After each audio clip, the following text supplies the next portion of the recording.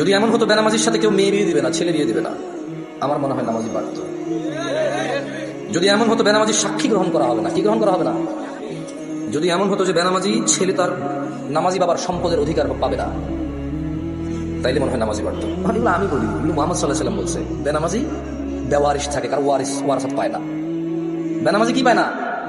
নামাজির ওয়ারাসাত পায় না, পৈতৃক সম্পত্তি পায় না। যে ছেলে নামাজ পড়ে না তার বাপের সে পৈতৃক সম্পত্তি পায় না, ইসলামে সে পায় না।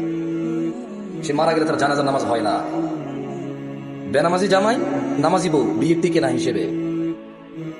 কারণ বাইনাল আবিদি ওয়া বাইনাল কুফরি তারকুস সালাহ, বান্দা ও কুফরির মধ্যে পার্থক্য হচ্ছে নামাজ ছেড়ে দেওয়া। তো কাফের আর মুসলমান তো বিয়ে টিকে না।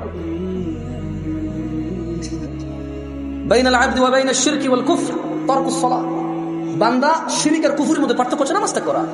তো বেনামাজি নামাজি যদি বউ জামাই হয়, টিকবে না, তো থাকবে না এই সংসার। খুব সিম্পল লজিক।